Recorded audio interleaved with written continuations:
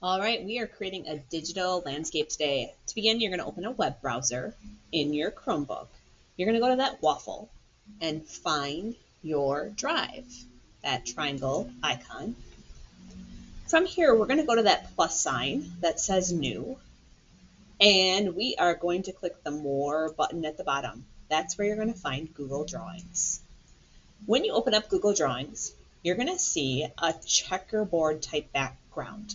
That's not really a checkerboard, it's just showing that your paper is invisible. If we printed right now, it would just be a white paper. At the top, I would like you to name your drawing with your first name. You don't need your last name, and landscape behind it.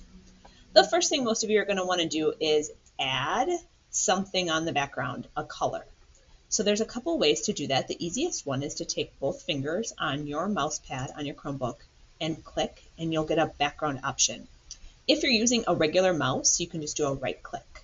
I'm going to make my sky a blue color. That's that background color. From here, we're going to spend a lot of time today using something called a polyline tool.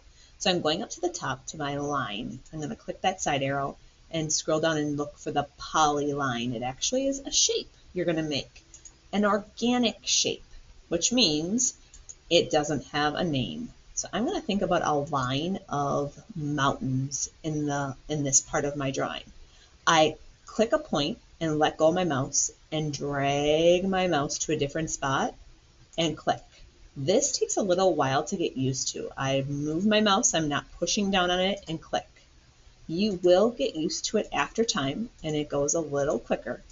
When you get to the end of your paper, we actually want to follow the perimeter of the paper to close up the shape. So I'm ending where I started, and it turns it a color because it's a shape.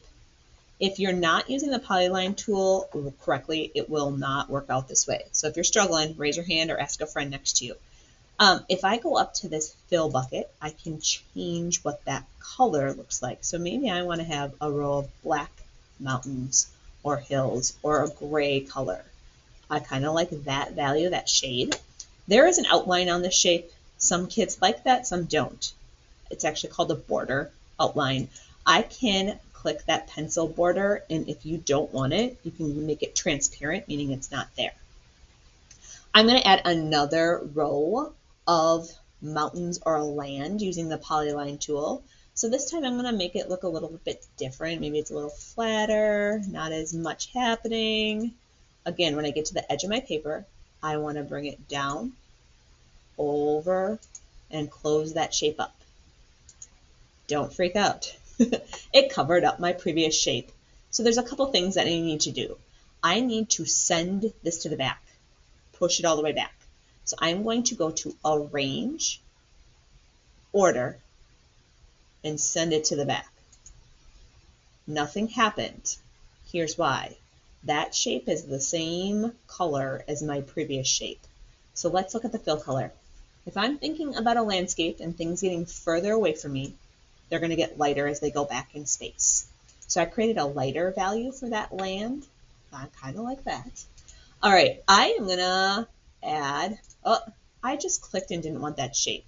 There is no way to get rid of this until I close that shape up and press the backspace key. That will delete it.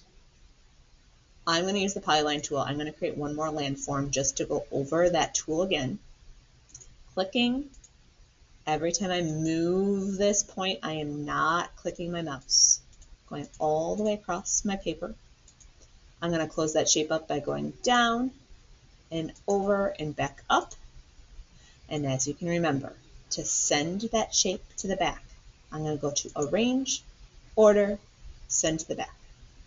That shape has an outline on it. I am going to take that outline, that border off of it. I just like the way that looks better. All right, so already you can see my landscape shaping up. I've got mountains in the foreground, middle ground, and way off in the distance. If you don't like something, you can use the Select tool.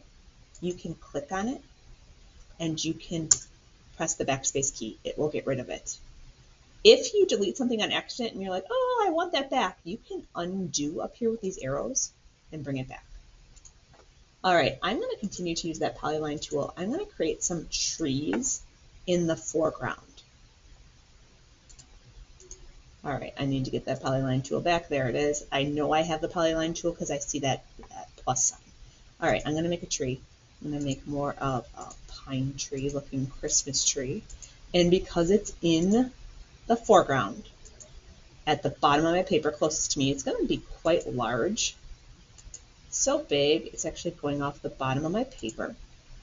What I want to show you is if you make something kind of complex with this polyline tool, you can copy it several times. So on that tree, I'm going to make the tree green. Cool. If I take my select tool, it draws a box around that tree. I could do an edit and a copy and an edit and a paste and get another tree. And I could keep doing that, edit, paste, and get another tree. Now, as you all know in nature, no tree is alike. So you could change the shape of that tree so that they look a little different. No one's going to know that you copied and pasted those. All right, I am going to jump over and show you some examples that I found just doing a Google search. These were all created on Google Draw. So you will find some already pre-cut and made shapes that you could use. I'll show you where those are. But if you think about drawing these, a lot of polyline tools in those trees and tents. Same thing with those mountain ranges. They've got some texture in the background and on the mountains. You could add those things too. So if you want to use already made shapes for some things, you will find those right at the top under shapes. So if you want to add some clouds, you can do that quite easily. If you want to draw birds or other things in nature, that you might need the polyline tool. Inside those shape buttons, you'll find some other items too. So have fun creating your Google Draw landscape. When you're finished, I'm going to have you share it with me. So to share it with me, you're going to click that top share button, and I will have my email address up on the board so that you can type it in right up here and find me easily. I'm going to cancel because I don't need to share that with myself. And that is what we are doing today for your landscape.